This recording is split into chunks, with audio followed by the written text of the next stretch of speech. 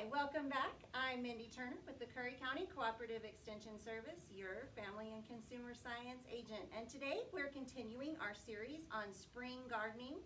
We've talked about what to plant and when to plant and thinking about how you're going to plant it and what you need to do that. Well, today we have a little something different. If you don't have that outdoor space to put in a garden, but you still want to grow some of that really cool stuff at home.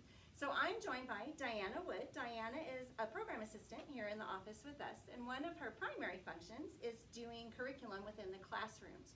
So she's been learning the last couple of months some really cool stuff about hydroponics that I'm going to have her share with you, because this is something we're going to be doing in classrooms with kids, but you could also do this at home. So Diana, why don't you tell us a little bit about what you have here? Okay, so like Mindy said, I am learning. So there may be some of these tricks and things that I've learned that you may be able to learn a different way that's a lot easier for you. So we're here to answer questions and things like that, but do know that I am learning. So hopefully everything I give you is valuable information to you.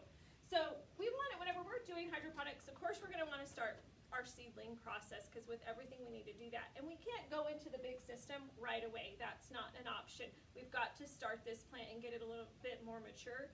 Actually, we don't want to go into this until it actually has an adult leaf to it. So even in that real small sprouting process, we're not quite ready yet. So what we start off with is, I believe you have seen these trays before with Miss Andy, and so we can recycle these and use them. So don't throw them away, because you can use them for so many other things. So we'll start with this, and we are actually going to use what's called rock wool. And you can tell inside there, there's all these little holes. That's where your seeds go. Step one is putting it in a tray just like this, pouring your water over it. It can be cold, straight out of the tap. Doesn't have to be warm, it's not a big deal. You're gonna pour it over there, and you're just gonna let it sit for about 5 minutes. You'll take this out, make for sure it's not dripping, and then dump the excess water out. We don't need it. Put this back in here, put your moisture barrier on. Now the thing with this is you can use what we call grow lights over it to maintain that light, because we want at least about 15 hours on it. You can use the warming mats, because that'll keep it warm. If you don't have those, a warm window works great. Okay, now with the artificial lighting, make for sure you do turn it off when you go to bed at night, because we need some downtime. Plants need downtime just like we do to rejuvenate and to keep growing correctly.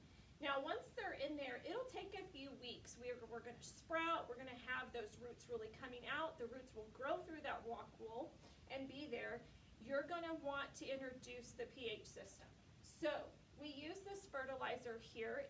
There's instructions on the back on how to do that and how much you add. Now what we want to do in here is we only want to do about half the strength of what this tells us, because we want to slowly introduce this pH system to it and not shock it and kill them. So if we do about half strength, that will slowly make it acclimate to it.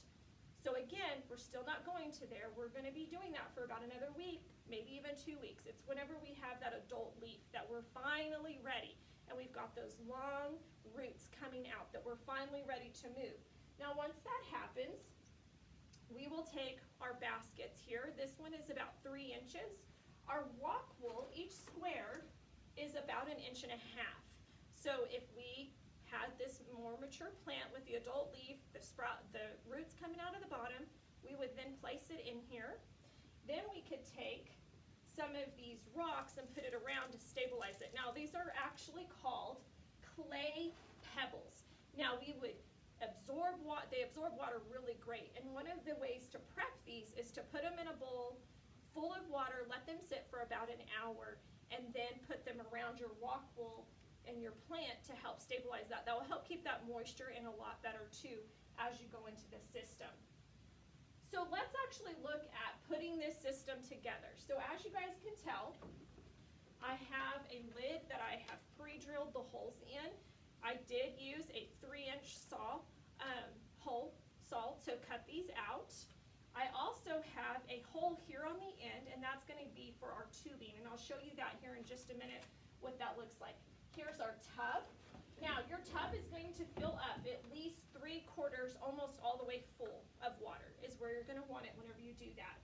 And again, you use the fertilizer and use the instructions on the back to how much you need to put in there, okay?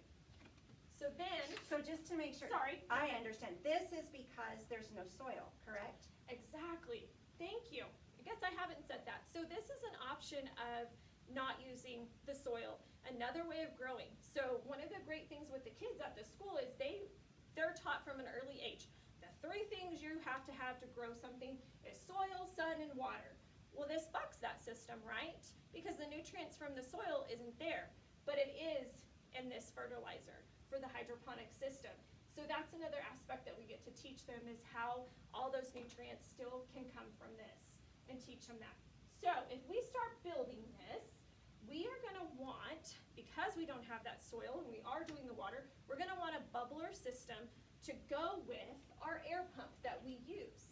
Now this keeps that water bubbling and flowing in there and moving around and keeps the system going and keeping the roots with that fresh fertilizer to them. So if we place this in the bottom, the next step we're going to want to do is take this hose. Now this is just a simple air hose that you could buy for an aquarium and use it. So we would attach it to our bubbler, just like this. We're going to place it down in there. It will run out the top here in a minute for us. And then we're going to go to our pump.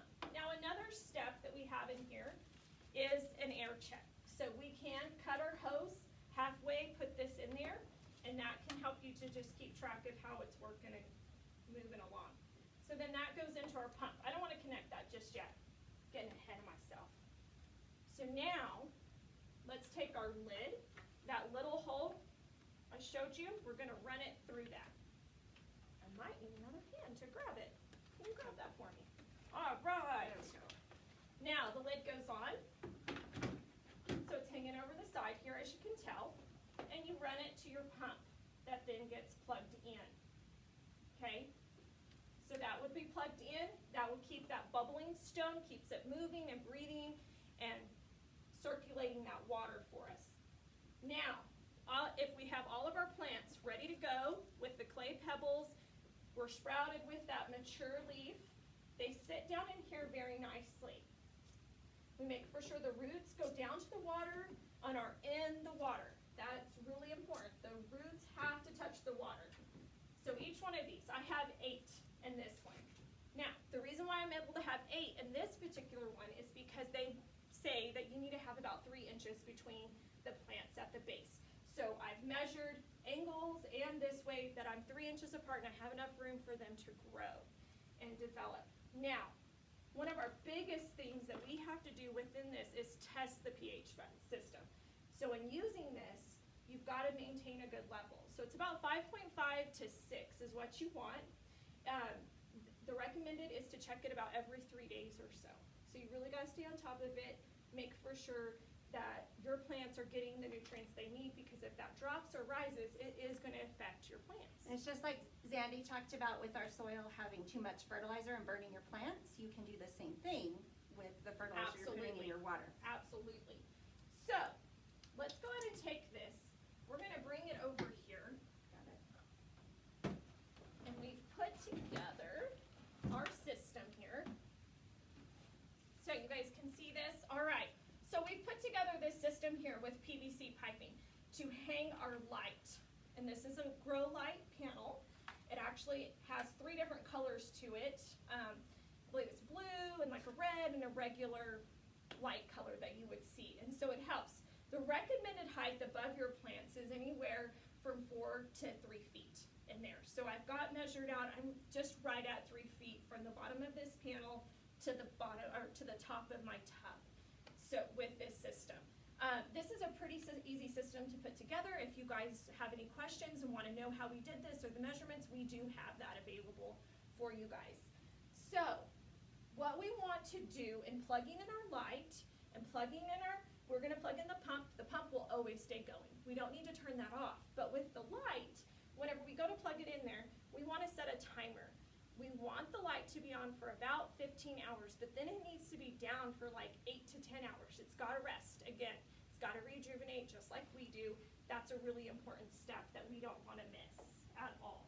Now, when you then have your mature plant, lettuce, parsley, any herbs really, as good. Spinach is really good and easy to grow in here too. You can harvest some of that, and out of that same plant have another head of lettuce come up, or more parsley or whatever come up. And so that's really nice that we're not just pulling it out from the ground and moving on.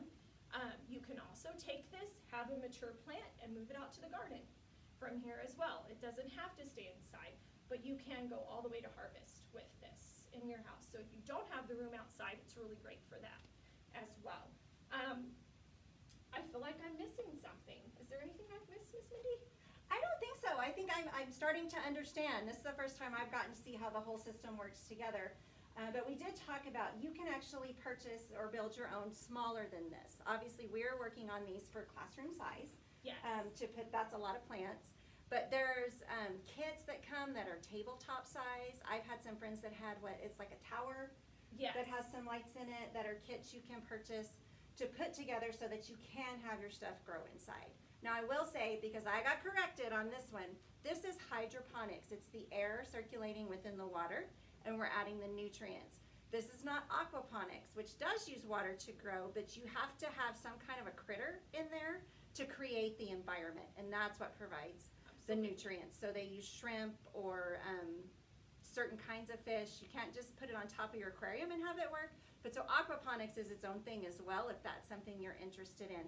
But it's obviously a lot more management, because now you have a critter that you have to manage along with your plants. Exactly. But you can see there's a lot of parts and pieces you may not be as familiar with, but what a great thing to set on a windowsill or in a room that maybe you don't use as much, to keep that timer going and run it and still produce some of your own food or things that you can share with your neighbors. So we appreciate Diana being here with us today to share. We're excited to see how this works in the classrooms, and I hope some of you will try it out at home. Again, I'm Mindy Turner with the Curry County Cooperative Extension Service, and we are glad to have you here. We'll be back next time. We're going to talk about gifts from the garden or for the gardener, so some things that you might put together to give away this coming summer. And be ready for that back to school time. Maybe you need some teacher gifts, things like that, and we will get all of that together for you. So I hope you have a wonderful week, and we will see you here next time.